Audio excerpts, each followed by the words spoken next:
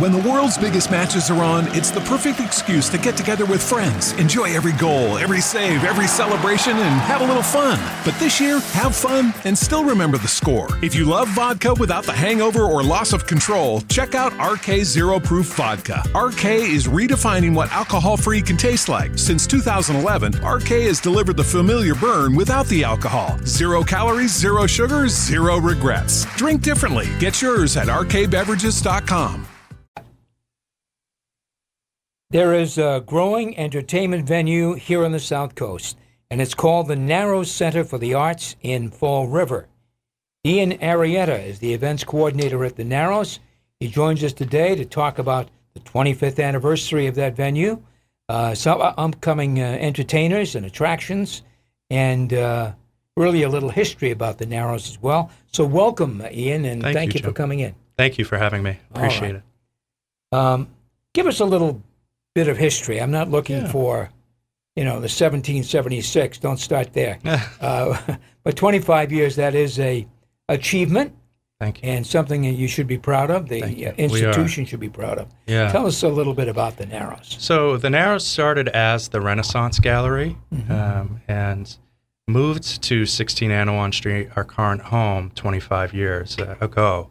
And in that time, we've had everyone from Richie Havens to Susan Tedeschi, Roseanne Cash, and just this month we're going to have Los Lobos, and Tab Benoit will be here tomorrow night, and just main national acts and everyone in between. So it's been a great history. We've seen the waterfront and seen Anawan Street really build up, and it's been really fun for me personally to be a part of it just in the short 4 years. So now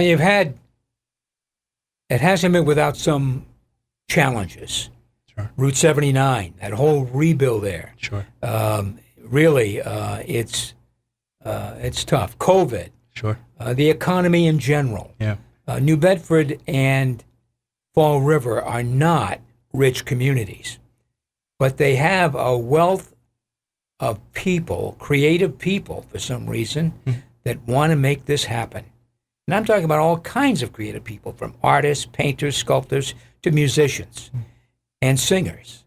It happens all the time. There's always something happening in these two cities. And the Narrows really is at the top of the list, I think, in Fall River. You may know better, but I think it is. We're proud to say our average ticket cost is still at $40. Okay. And, the other way we try to deal with some of the challenges in Fall River is going into the communities themselves. We have a series called Summer Evenings in the Park, and that's going to kick off next week, and it runs every Wednesday, July and August. And we bring free music, free food, free crafts. We partner up with the Greater Community Food Pantry, so everyone who attends can leave with a bag of groceries to get them through the week. So we know with so many music lovers traveling into Fall River and potentially not staying within Fall River, that we have to bring that entertainment source to the people in the neighborhoods of Fall River to let them know that this is an access point for them and that we are here through that commitment for them. They seem pretty committed to that. I mean, I think we all know, you're right, New Bedford, Fall River, there's an issue with poverty. There's no other way to describe it. Sure. So what the Narrows, and I think some of the other venues around here are trying to do, is make it as easy as possible for people to feed their souls. Sure. To feed with music, with singing, with joy, with happiness. Yeah. That is a good thing. Have you seen the cultural landscape of Fall River and the broader southeastern Mass region evolve recently? Yeah. I mean, how long have you been at the Narrows? 4 years. 4 years, okay. Yeah. And you've seen some changes, right?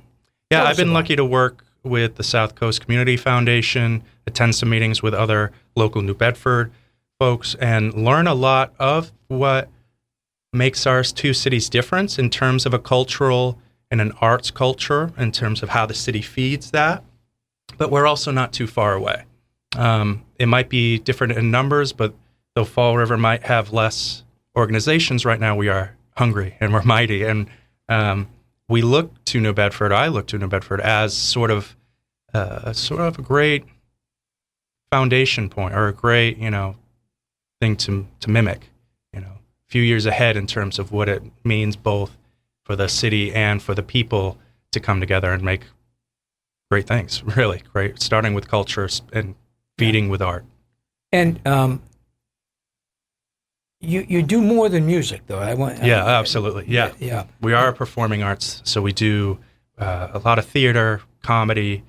We have 2 galleries in the space, both with national and regional artists who show there.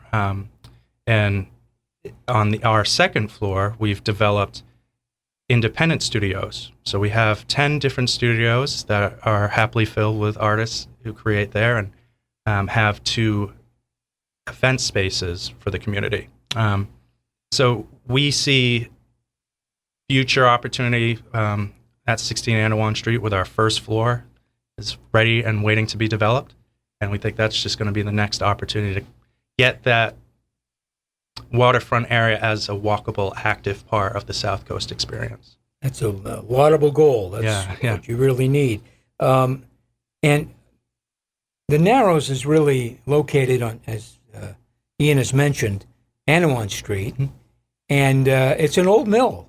Mm-hmm. Yeah. It is an old mill that's been refurbished gradually, probably, not all at once. Yeah. It's, I believe, 1907, the American Paper Company was the reason they built it there. We purchased the building through a capital campaign in 2017, and that's really when we slowly started making a lot of the advancements in the performance space.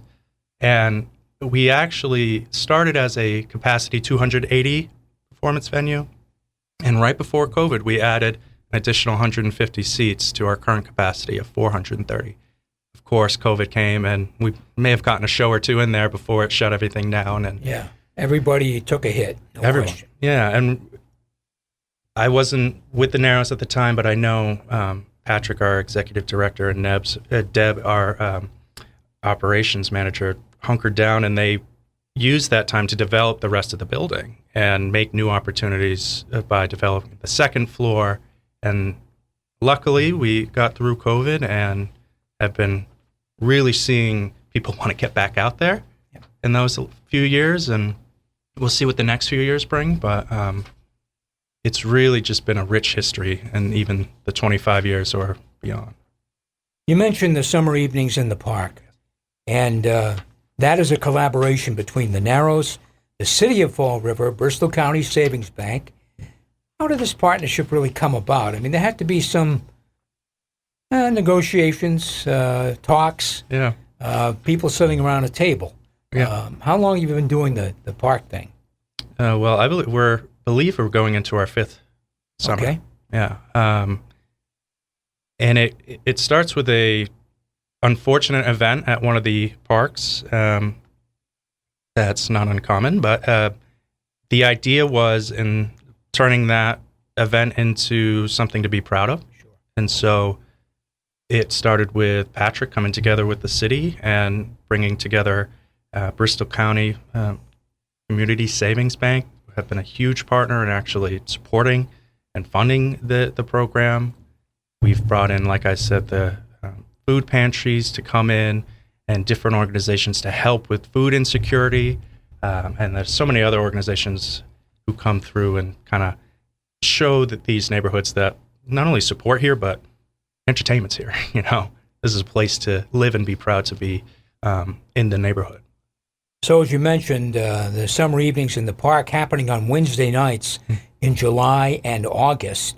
Now, for listeners who haven't attended before, paint a picture for us of what these typical Wednesday nights look like at one of these events. Yeah, so 5:30 to 8, you'll show up and you'll see a band going, free music in the park, starting things off.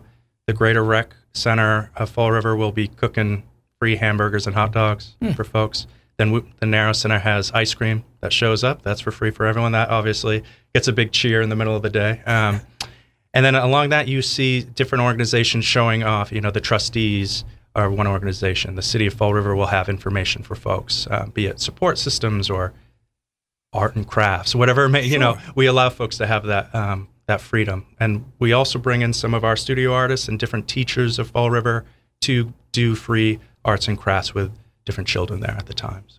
Okay, so it sounds like a fun evening. It's a great evening. They run till what? 8 o'clock. 5:30 to 8 o'clock. All right. And we go to different parks through each Wednesday, so take a look.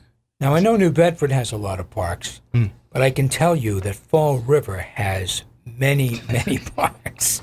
I know because even today, I mean, I worked at Fall River more than 20 years ago, but even then, there were plenty of parks. So. Yeah, they've done a great job, I got to say, as, coming from outside Fall River, and a lot of the parks we go to have really had a lot of great updates, All right. Look, you started to do this. Why was it so vital for the Narrows Center to break out of its traditional presentation and go into the community like this? Why was that important? Well, the one big reason is we see that about 80% of our ticket buyers are coming from outside the city. So what does that mean for the restaurant, for the bar owners, all that sort of? They get a quick moment, and if we're not coordinated, they could lose it. So we felt that if we wanted to fulfill our commitment to this community through music and art, we have to go where they're at, because a lot of people may not have the time. They may have to work multiple jobs. They may not even consider it as an option to them. But I will tell you that it's really fun to see a lot of the same families come week after week and follow us around through the neighborhoods. Yeah, it's a blessing in a way.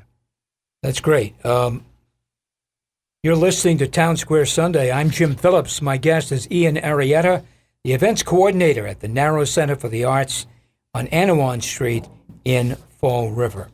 Let's talk about some of the performers in that park series, if you would. Give us an idea of some of them. Gosh, yeah. For the park series, it's going to be a lot of local favorites.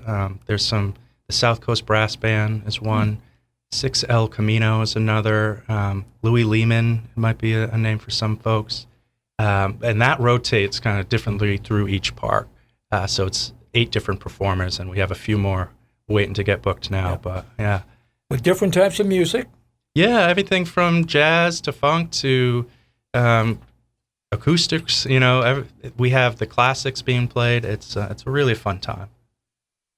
All right, one more thing on the park series. That event is also geared to collect food. You mentioned it early in the program, but you're collecting food for needy families. That's quite a partnership. Them show up every performance. Yeah, the Angels Alliance and the Greater Community Food Pantry of Fall River are the 2 organizations we've worked with. So donations to them are greatly appreciated, and that way they can come through and every family can rely on that bag of groceries. It's all the staples you need. And I think that might be the reason why it's so popular, but everyone finds all the fun and the music and the crafts, and that's what keeps them there the full few hours. Sure. So what's coming up at the Narrows that we can look forward to? So in July, we have Los Lobos, big name coming through. Big Richard is a younger bluegrass group that I think has been really hot. Bluegrass has been a fun genre to see, and we always love to have it. Out in August, we have the James Hunter 6 showing back up, and our big annual festival, August 22nd, is down at Norton City Pier. It's called Take Me to the River, and we have Anders Osborne, Fantastic Cat, and Neil McCarthy, who's a local legend. So that's from 4 to 9:30. That's a big annual festival. It's for free. Anyone can come on through. There's food trucks. There's going to be beer, drinks, all that good stuff, and it's just something we're super proud of, and that's going to enter into its 4th season. Celebrate the 25th anniversary of the Absolutely. Narrows in Fall River. It's really, that's wonderful. But you do that every year, right? This isn't not just for the anniversary, but... That's correct, yeah. So Take Me to the River started only a couple of years ago when Norton City Pier was finished, but we've been doing free festivals really from the beginning. I think that's where the Narrows got its name, going out into the streets and having these big concerts through its whole reign. What do you think the future of the Narrows is, Ian? It's going to be further expansion, both within our building and outside. We're looking to do different, not only keep these programs going, but Narrows 2? I don't know if we need a Narrows 2, but I think there's always opportunity for more programming, whether it's different types of programming. May it be different community events that we go to. We've also, to add something else to the mix, we have a newer partnership with the Boys and Girls Club of Fall River and Rock Stars, where we donated instruments, and they put instruments in the hands of kids who want to learn. So those are newer programs that we think our involvement will just help it soar. Narrows is funded, I'm sure, by ticket sales and what else? We have a patron program, so folks can donate to the Narrows, and they get a lot of concert or other benefits to the galleries and things like that. Table reservations being a big one, other ticket events, but all of that really feeds what we do. And I like to remind folks, when you buy a ticket to the Narrows Center to see your favorite artist, you're allowing us to do the community stuff. A portion of those allow us to go back out into the city. And no government money? Well, you may get in-kind services from the city. Sure. I'm sure. And we that's have fine. big supporters, and we do have sponsorship programs. Like I said, Bristol County Community Savings, a big Mechanics Cooperative Bank is a big partner, co-sponsoring the Take Me to the River event. So without those types of community partners, this wouldn't happen. Great. Well, I want to say that my guest has been Ian Arieta, who's events coordinator for the Narrows Center for the Arts in Fall River. They're growing. They're holding a summer program that is happening throughout July and August in numerous parks in the city of Fall River. So it really is a terrific venue. I haven't been there myself, but I've talked to people that have been there, and they've enjoyed themselves tremendously. Great. So we free parking. We're BYOB. It's really one of those events that you can make it your own and have a great night and an intimate experience, So we'll have to have you and change that, Jim. Anytime you see a show come up, let me know. Again, thanks to Ian Arieta, the events coordinator at the Narrows. Ian, thanks for coming in. My pleasure. Thank you for the opportunity. Future. Thank you. I appreciate it, Jim. All right. Well, still to come, the Dartmouth Cultural Center offering a new round of workshops and programs. And we'll have details when Town Square Sunday continues.